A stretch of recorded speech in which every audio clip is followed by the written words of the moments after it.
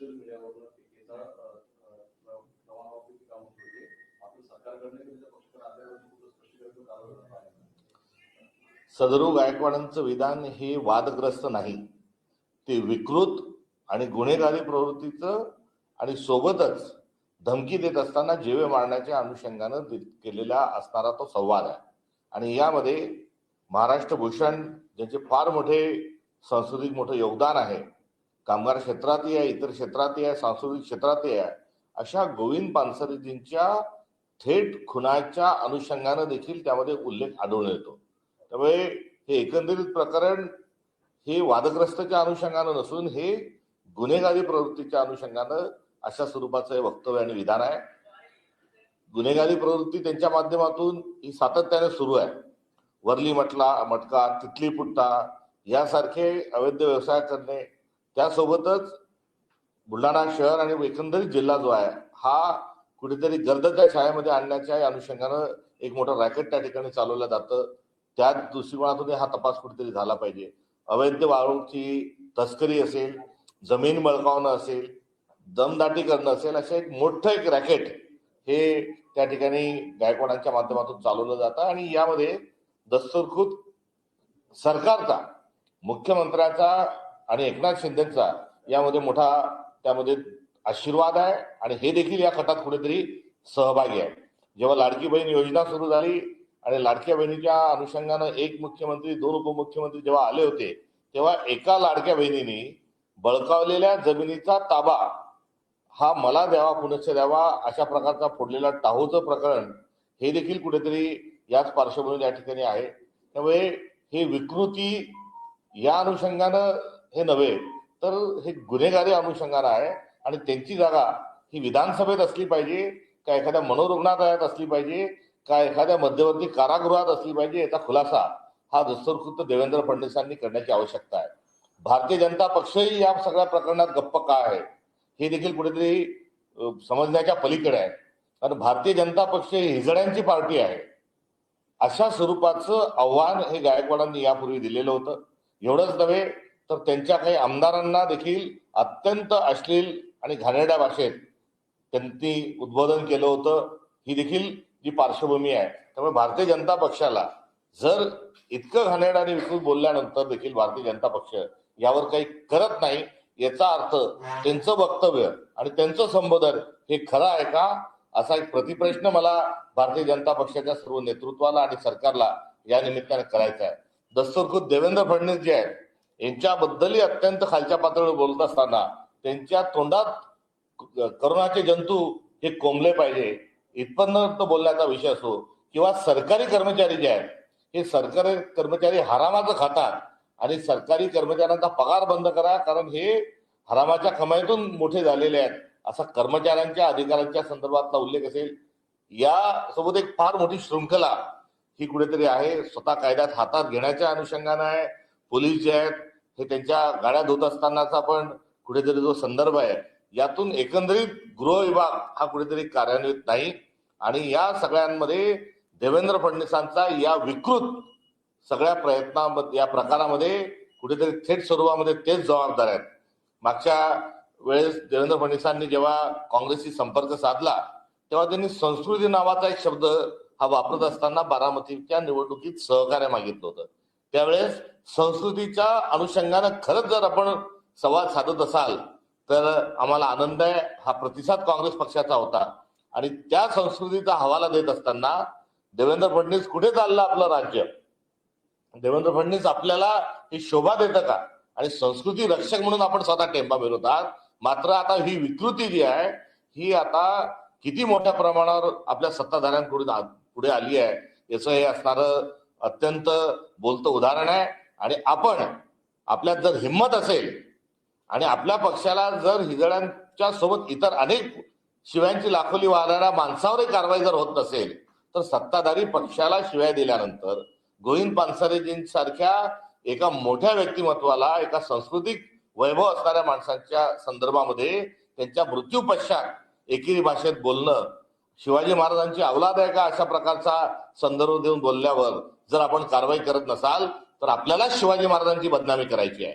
आणि छत्रपती शिवाजी महाराजांची बदनामी करणाऱ्या लोकांना आपण सातत्याने पाठीशी घालत आहात.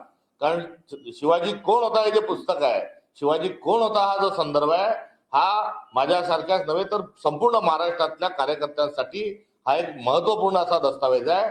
आणि या पुस्तकाच्या अनुषंगानं आम्ही त्याचं समर्थन करतो. शिवाजींचा आम्हाला अभिमान आहे आणि या अभिमानाच्या आपण या आमच्या संपूर्ण महाराष्ट्र धर्माच्या अभिमानातला कुठेतरी डावलण्याचा प्रयत्न करतात. शिवाजी महाराजांबद्दल जर कोणी अपशब्द बोललं, चुकीचं बोललं आणि चुकीच्या दिशेने जर बोललं, नवे तर शिवाजी कोण होता हे पुस्तक लिहिणाऱ्या गोविंद पानसरेंचाही खून झालाय आणि या सर्वांना आपल्या माध्यमातून प्रोत्साहन मिळत आहे. हा देवेंद्र फडणवीसांवर आमचा थेट स्वरूपाचा आरोप आहे. राहुल सोलापूरकर हा शिवाजी महाराजांच्या संदर्भात बोलल्यानंतर आपण त्यांना सुरक्षा देता. तो कोरटकर का फोरटकर तो बोलतो त्याचंही आपण काही बिघडत नाही, त्यांनाही आपण पाठिंबा कुठेतरी देता. आणि आता जर गायकवाडांच्या वक्तव्यावर अजूनही आपण झोपा काढत असाल तर देवेंद्र फडणवीसांना शिवाजी महाराजांना बदनाम करण्याचा, शिवचरित्राच्या अनुषंगानं विकृत बोलणाऱ्यांना प्रोत्साहन देत असताना शिवाजी महाराजांच्या विरोधात कट कारस्थान हे देवेंद्र फडणवीस दस्तूरखुद हे चालवत आहेत असा या आरोप या निमित्ताने करतोय. कारण हातावर हात ठेवून गप्प बसतात आहे, स्वतःच्या पक्षाला शिवाय दिल्यानंतर गप्प बसतात आहे. शिवाजी महाराजांच्या संदर्भात चुकीचा उल्लेख केल्यावर आपण जर गप्प बसताय तरी हे आपलं गप्प बसणं म्हणजे आपण बहिरेपणाचं सोंग घेत नाही. तर यामागे आपला अजेंडा जो आहे हा महाराष्ट्राने आता ओळखलाय. तेव्हा आपण काय कारवाई करणार याकडे महाराष्ट्राचं लक्ष लागलंय. आणि आपण जर कारवाई करत नसाल तर या महाराष्ट्राला अराजकच्या दिशेने आपण घेऊन चाललाय एवढं मात्र निश्चित. आपल्या कोणत्याही जाहीर सभेत आपण या विकृत संपूर्ण प्रकरणात गोविंद पानसरेजींच्या संदर्भात, शिवाजी कोण होता या पुस्तकाच्या संदर्भात केलेल्या उल्लेखाच्या अनुषंगानं आपण जर कारवाई केली नाही तर आपण जिथे जिथे जाल त्या सभेमध्ये आम्ही आपल्याला शिवाजी कोण होता हे पुस्तकही देऊ आणि प्रत्येक ठिकाणी येऊन आमचे कार्यकर्ते आपल्याला जाब विचारतील. सर, एकंदरीतच संजय गायकवाड यांचं हे सगळं प्रकरण सुरू असताना प्रशांत तांबे यांना जी काही शिवीगाळ झाली, प्रशांत तांबेची तक्रार फक्त नोंदवून घेतली, गुन्हा कोणताच अजूनपर्यंत संजय गायकवाडांवरती दाखल होत नाहीये.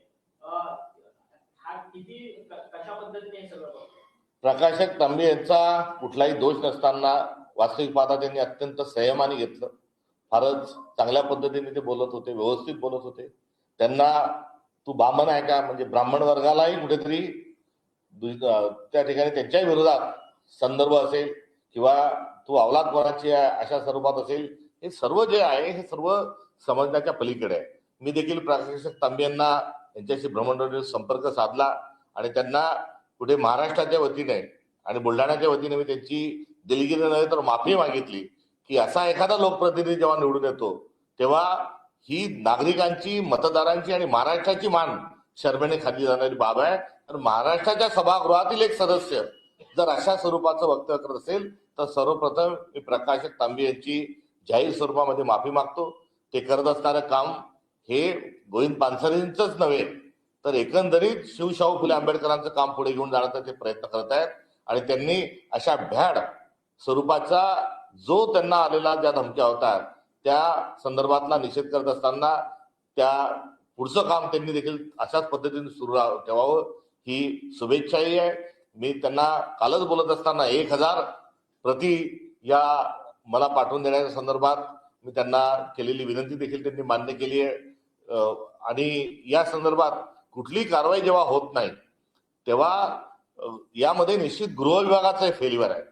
मागच्या वेळेस साताऱ्याला एकनाथरावजी शिंदे त्या शेताजवळ त्यांच्या कुटुंबातल्या एका माणसाच्या शेतामध्ये शेडमध्ये जी ड्रगची फॅक्टरी सापडलेली होती, ती ड्रगच्या फॅक्टरीतून आरोपीला सोडा 43 लोक पकडले होते.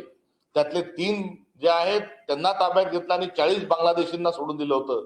ही जी घटना आहे या घटनेचे स्मरण या निमित्तानं होतं. आणि या प्रकरणात एकनाथ शिंदे हे कुठेतरी पोलिसांवर दबाव आणत आहेत का, मुख्यमंत्री देवेंद्र फडणवीस कुठेतरी दबाव आणत आहेत का? आणि एवढं ओपन अँड शट केस असताना, एवढं भ्रमणध्वनीवरचा सगळा संवाद उपलब्ध असताना, त्याची जो CDR आहे तो उपलब्ध असताना आणि हे क्लस्टर क्लिअर प्रकरण असताना, कारण जे आरोपी आहेत ज्यांनी शिवीगाळ केली हे देखील म्हणतात आहेत की मी दिली आणि मी जीभ हसारेल.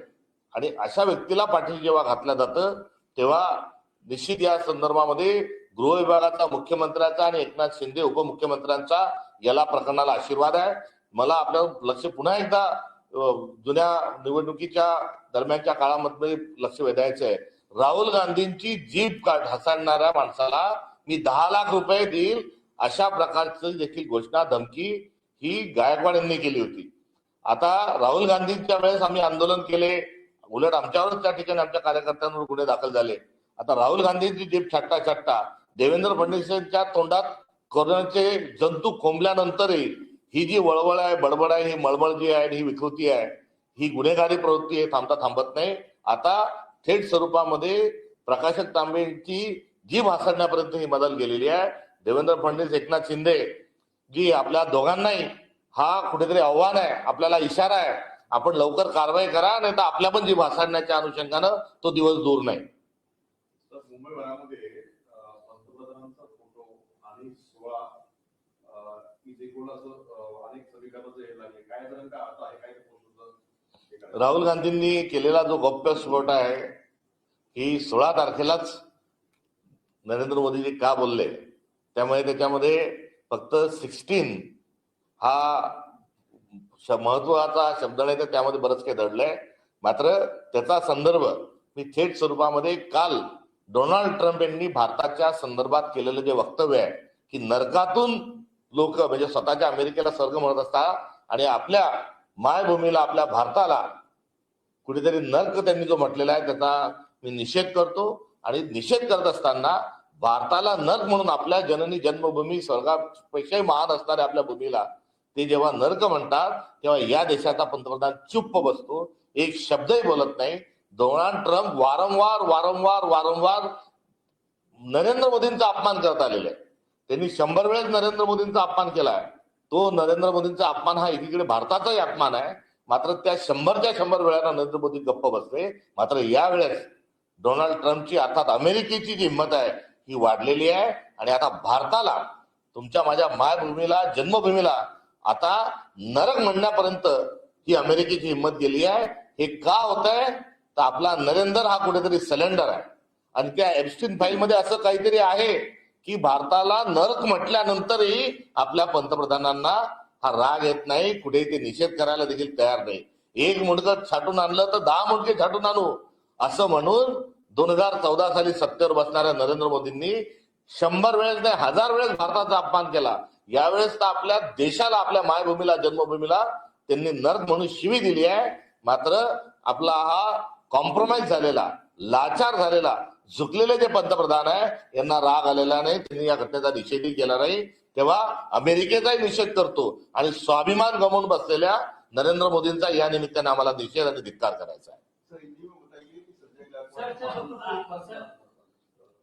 सर खर तर वरळीमध्ये जी काही घटना घडलेली होती, गिरीश महाजनांना त्या बाईने अशा पद्धतीने आरडाओरड केलेली होती आणि संपूर्ण गोंधळ घातलेला होता त्या बाईने. त्या बाईच्या विरोधातच आता झेन सदावर्ते जे आहेत त्या गुन्हा तक्रार दाखल करायला गेलेल्या आहेत. कशा पद्धतीने बघतात? खरं तर सदावर्ते कुटुंब हे सातत्यानं कोणत्या ना कोणत्या गोष्टीमध्ये येऊन भाजपची साथ देते. भाजपची लिहिलेली जी स्क्रिप्ट आहे ती पुढे येऊन जाण्याकरता अनेक वेगवेगळ्या प्रकारच्या प्रवृत्ती ज्या आहेत ह्या मदतीला वारंवार धावून येत असतात, हे आपल्या लक्षात आलेलं आहे. त्यातलाच कुठेतरी हा प्रकार असावा. आणि भाजपमध्ये आणि गिरीश महाजनांमध्ये त्या महिलेला सामोरे जाण्याची हिंमत नाही, म्हणून हा कुठेतरी दुसऱ्याच्या खांद्यावर बंदूक ठेवून त्यांनी स्वतःला वाचवण्याचा केलेला केविलवाणा प्रयत्न आहे. गेट आउट एखादी जर भारतीय नागरिक जर म्हणत असेल तर त्याची कारण मीमांसा कुठेतरी समजून घेतली पाहिजे. आणि ट्रॅफिक अवैध स्वरूपामध्ये अडवणाऱ्या वर आपण काय कारवाई केली? सुप्रीम कोर्टाच्या गतकाळातल्या निकालाच्या अनुषंगाने जर कोणी रस्ता ट्रॅफिक जर जाम करत असेल, रस्ता अडवत असेल तर त्यावर गंभीर स्वरूपाचे गुन्हे दाखल करावेत. अशा प्रकारचे रुलिंग असताना दस्तूरकृत सरकार भाडोत्री कार्यकर्त्यांना घेऊन रस्ता अडवत असल्याच्या संदर्भात मला असं वाटतं की त्या रॅलीमध्ये सहभागी होणाऱ्या मुख्यमंत्र्यांपासून तर गिरीश महाजनांपर्यंत कायदेशीर कारवाई झाली पाहिजे. राज्यसभेचा एक प्रश्न आहे. खरं तर आता विधान परिषदेचं चित्र जवळपास उद्धव ठाकरेंचं नाव समोर येत आहे का? तुम्ही त्याची भेट घेतली? सुप्रिया सुळे देखील फेसबुक पोस्ट करत उद्धव ठाकरेंना पाठिंबा जाहीर केलाय, परंतु तुमचे नेते विजय वडेट्टीवार यांनी ट्विट केलं आहे की राज्यसभेची चर्चा देखील झाली पाहिजे, कारण का आता जी टर्म संपणार आहे ती संजय राऊतांची संपणार आहे. काँग्रेस या जागेसाठी आपला उमेदवार देणार का राज्यसभेच्या? एकंदरीत या महाविकास आघाडीचे आमचे एकत्रित स्वरूपाचे जे 50 आमदार त्या ठिकाणी आहे, या 50 आमदारातून राज्यसभा आणि विधान परिषदेवर जाणारे आमच्या सदस्यांची प्रतिनिधीची संख्या देखील ही राहणार आहे. आणि संख्या गणित जी आहे, परिस्थिती जी आहे ती आहे एकमेका सहाय्य करू अवघे धरू सुपंत. यामध्ये 20 उभाटाचे आहेत, त्यांच्यापेक्षा 4 कमी आमचे आहेत, आमच्यापेक्षा 6 कमी राष्ट्रवादीचे आहेत आणि काही इतर अन्य मित्र पक्ष आहेत. तेव्हा मागच्या वेळेस जेव्हा शरद पवार साहेब राज्यसभेवर गेले त्यावेळेस काँग्रेस पक्षाची भूमिका ही होती की विधानसभा जी आहे ही उद्धव ठाकरेंनी घेतली पाहिजे आणि राज्यसभा जी आहे दिल्ली या ठिकाणी आमचे पक्षाचे अध्यक्ष विरोधी पक्ष नेते आहेत त्या ठिकाणी काँग्रेसला द्यावी, हा एकंदरीत असणारा आमचा प्रस्ताव होता. या प्रस्तावावर चर्चा होणं महाराष्ट्रात युबीटी म्हणून महाविकास आघाडी म्हणून चर्चा होणं अपेक्षित होतं. मात्र एकमेकांमध्ये कुठल्याही प्रकारची चर्चा ही त्यावेळेस झाली नाही. शेवटी इंडिया अलायन्स पातळीवर सोनियाजी आणि खरगेजींनी एक शेवटच्या एक दिवस शिल्लक असताना संध्याकाळी 4 वाजता जो निर्णय घेतला त्या निर्णयानंतर ती परिस्थिती तशीच राहिली. त्यावेळेस जर काँग्रेस गेली असती तर यावेळेस युबीटीने सरळ उद्योजकांनी जाणं किंवा त्यांचा जो प्रतिनिधी त्यांना पाठवायचा आहे तो रस्ता हा मोकळा झाला असता. मात्र त्यावेळेस 3 नंबरच्या पक्षाला हे प्रतिनिधित्व देण्याचा जो झालेला जो निर्णय आहे तो आम्ही आनंदाने त्यावेळेस स्वीकारला. आता आजची उद्या होऊ घातलेल्या निवडणुकीच्या अनुषंगानं एक जागा आम्ही लढवणार आहोत. 2 वर्षानंतर पुन्हा एक राज्यसभा आहे, पुन्हा विधान परिषद आहे, त्यानंतरच्या पुन्हा सगळ्या जागा आहेत. तर याची एकंदरीत चर्चा जी आहे ही चर्चा करून निर्णय झाला पाहिजे अशा प्रकारची काँग्रेसची असणारी भूमिका आहे आणि प्रस्ताव आहे. आणि ही काँग्रेसची महाराष्ट्राची भूमिका आहे. आणि अशा प्रकारे इंडिया अलायन्स पातळीवरून आमच्या पक्षाच्या पातळीवरून देखील राष्ट्रीय स्तरावरून एकदा सर्व गोष्टी ठरवून घ्या अशा प्रकारची सूचना ही उभाटाला देखील करण्यात आलेली आहे. सर ये बताइए कि राज्यसभा की विधान परिषद में उद्धव ठाकरे की जो सीट है उसको समर्थन करेगी कांग्रेस. दूसरा सवाल मुंबई में जो 16 बारह जो बारह क्या कुल एक जगह बैठकर महाविकास आघाड़ी ने सारी बातों को तय करने की आवश्यकता है. आपसी चर्चा की आवश्यकता है. उसी चर्चा को लेकर कल उद्योजक के साथ में हमारी बात हुई थी. तो आने वाले सभी चुनाव को लेकर एकत्रित चर्चा होना चाहिए, ये हमारी राय है. क्या उद्धव ठाकरे कैंडिडेट नहीं रहेंगे तो कांग्रेस समर्थन करेगी? नहीं, हम सब मिलकर एक ही कैंडिडेट देंगे. हमारा जो उद्योजक को लेकर जो प्रस्ताव था वो प्रस्ताव तो पहले भी था मगर राज्यसभा में जाने नहीं पाए. तो आगे भी सारी जो स्थितियां उस पर बैठकर बात होना और एक सामंजस्य के साथ आने वाले चुनाव को भी इसी चुनाव का नहीं तो सारे चुनाव की रणनीति को तय करना चाहिए. पिछली बार राज्यसभा के लिए आपने सपोर्ट किया था, क्या कांग्रेस का उम्मीदवार चुनाव में खड़ा नहीं होगा? नहीं, महाविकास आघाड़ी के साथ हमको जाने की आवश्यकता है क्योंकि हमारा सबका संख्या बल जो है उसको देखते हुए एक दूसरे के साथ चलना ही ये महत्वपूर्ण है और वो हमारी जरूरत है और हम उसी तरीके से आगे जाएंगे. मुंबई में जो पोस्टर लगे हैं उस बारे में क्या कहेंगे, क्या मैसेज देना चाहते उसे पोस्ट जो राहुल गांधी जो आंकड़ा बोल रहे हैं? हाँ, देखो वो 16 जो आता है उसमें से आखिरी का जो 3 है वो काफी कुछ बता के जाता है. और मगर उसके साथ साथ हमारे प्राइम मिनिस्टर जो है वो नरेंद्र सिलेंडर क्यों है इस बात का जवाब देश को नहीं मिल रहा है. लगातार बार 100 से अधिक बार नरेंद्र मोदी जी का अपमान करते हुए जो टिप्पणी डोनाल्ड ट्रंप ने की उस पर हमारे सरकार ने या नरेंद्र मोदी जी ने जो एक स्वाभिमान के साथ एक आत्मनिर्भरता के साथ जो एक अंदाज के साथ उन्होंने बात करना चाहिए था वो नहीं किया. वो खामोशी से इन तमाम टिप्पणियों को एक अपमानास्पद टिप्पणियों को सुनते जा रहे हैं. इतना ही नहीं तो उनकी हिम्मत बढ़ गई है. कल उन्होंने हमारे भारत देश को, हमारी जन्मभूमि को, हमारे देश को उन्होंने कल नरक के साथ उन्होंने जो की हुई तुलना है वो बहुत ही गलत है. हम उसकी कड़ी शब्दों में निंदा करते हैं मगर हमारे देश के प्राइम मिनिस्टर इस पर भी कुछ बोलने के लिए तैयार नहीं. तो ऐसी क्या मजबूरी है हमारे प्राइम मिनिस्टर की कि भारत को नरक बोलने के बाद भी उसका करारा जवाब वो नहीं दे पा रहे हैं. तो नरेंद्र कहीं ना कहीं सिलेंडर है. ये जो संदेश है इसको दुरुस्त करने की जरूरत है और देश का अपमान हम कतई सहन नहीं करेंगे. ये सबने मिलकर जवाब देना चाहिए और प्राइम मिनिस्टर ने कड़े बोल जो है वो ट्रम्प को सुनाना चाहिए। रूलिंग पार्टी का एक एमएलए शिवाजी के बारे में अनाप शनाप बकता है, विपक्ष करके आपकी भूमिका कोई दिखाई नहीं देती है, खाली निषेध आप व्यक्त कर रहे हो। कोई एक मजबूत विपक्ष होना चाहिए। नहीं, मजबूत विपक्ष जरूर है, और ये सीधा सीधा जो गोविंद पानसरे जी जो है उनके मर्डर को लेकर भी धमकाया गया है, जवान छाटने की बात की है, जान से मारने की बात की है, बड़ी विकृत और अश्लील गालियां भी दी है, और एफआईआर दर्ज होने के बाद भी अभी अब तक कोई कार्रवाई जो है वो नहीं की गई है। तो सरकार ही इस कांड में पूरी तरीके से शरीक है। ये मामला बाहर लाने का, इस मामले के साथ मांग करने का सारा जो काम है वो हमने किया, इसके पहले भी किया, आज भी करेंगे, और हम तो आक्रामक है ही है। मगर सरकार जो है इस प्रकार के विकृत, असभ्य और पूरी क्रिमिनल बातें करने वाले आरोपी को क्यों बचा रहा है?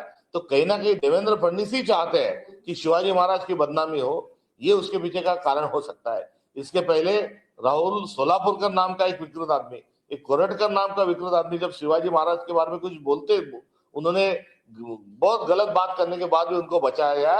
अब उसी तरीके से गायकवाड़ को बचाने की जो संगीन साजिश है उसमें देवेंद्र फडणवीस खुद लिप्त है, एकनाथ शिंदे भी उसी में कहीं ना कहीं लिप्त है। ये कुल मामला है, और भारतीय जनता पार्टी को हिजड़ा की जैसे गाली देने के बाद भी यदि भारतीय जनता पार्टी कोई कार्रवाई नहीं करता है तो ये गलत है। सर, आज तुम्ही उद्धव ठाकरेंना भेटल्यानंतर आज काही नेत्यांची टीका केली जात आहे. नाही, आमच्या एकंदरीत महाविकास आघाडी म्हणून या संदर्भात काल एक समन्वय साधण्याचा प्रयत्न होता, आणि तो प्रयत्न केलेला आहे। लवकरच आमच्या सगळ्यांशी भेटीगाठी होईल, एकत्रित स्वरूपात आम्ही भेटू। सर, परिवहन मंत्र्यांनी मराठी सक्तीचं केलेलं आहे, जे रिक्षा चालक आहेत, टॅक्सी चालक आहेत, त्यांच्यासाठी मराठी सक्तीकरण केलेलं आहे। त्याच्या विरोधात त्यांच्याच पक्षातले नेते आता बोलताना पाहायला मिळतात। संजय निरुपम यांनी या सगळ्या निर्णयाच्या संदर्भात सवाल उपस्थित केला। तर दुसरीकडे हिंदी भाषिक जे रिक्षा चालक आहेत ते मात्र संभवाचे जातात, मनसे मात्र परिवहन मंत्र्यांना या सगळ्या निर्णयाच्या संदर्भात पाठिंबा देते। काँग्रेसची नेमकी भूमिका काय आहे सगळ्या? आपण सर्व भारतीय आहोत, महाराष्ट्रातली बोलीभाषा ही मराठी आहे, आणि मराठीचं संवर्धन संरक्षण झालंच पाहिजे। नुसती अभिजातचा दर्जा देऊन काही होणार नाही, तर त्या पलीकडे जाऊन त्यात बजेट करून प्रत्येक युनिव्हर्सिटीमध्ये ही मराठी भाषा शिकवल्या गेली पाहिजे। आपण टॅक्सी चालकांना, रिक्षा चालकांनाच काय मराठीची सक्ती करताय, तर अभिजात भाषा झाल्यानंतर प्रत्येक विद्यापीठामध्ये एक मराठीचा वेगळा विभाग असला पाहिजे। या अनुषंगाने हे कुठे काही करायला तयार नाही। राहिला विषय भारताचा, तर अनुसूची 8 मध्ये एकूण 22 भाषा आहेत, या सगळ्या 22 भाषा चांगल्या आहेत, आणि यांनी हातात हात घालून सर्व भाषांनी राहावं, ही काँग्रेस पक्षाची असणारी भूमिका आहे। विविधता में एकता ही भारत की विशेषता, ती विशेषता आपण पुढे घेऊन जाऊ। इतपर महाराष्ट्रात राहणाऱ्या आणि महाराष्ट्रामध्ये ज्यांना व्यवसाय करायचा आहे, नोकरी करायची आहे, अशा सगळ्या लोकांनी इथली भाषा जी आहे ही त्यांना अवगत असली पाहिजे। शासकीय सेवेमध्ये असताना तर ती त्या ठिकाणी अनिवार्य स्वरूपाची कुठे असेलच, कारण फाईलच्या मुवमेंट वगैरे सगळे असतात। सक्तीने मराठी भाषा ही शिकवण्यापेक्षा या ठिकाणी जे मराठी भाषिक नसतील त्यांनी महाराष्ट्रात आणि मुंबईत राहताना मराठी शिकण्याचा जरूर त्यांनी प्रयत्न केला पाहिजे। मराठी माणसांनी त्यांना मराठी शिकवण्याचा प्रयत्न केला पाहिजे।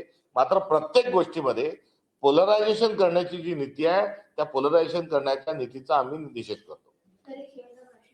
मंत्रिमंडळात लवकरच फेरबदल होण्याची शक्यता आहे।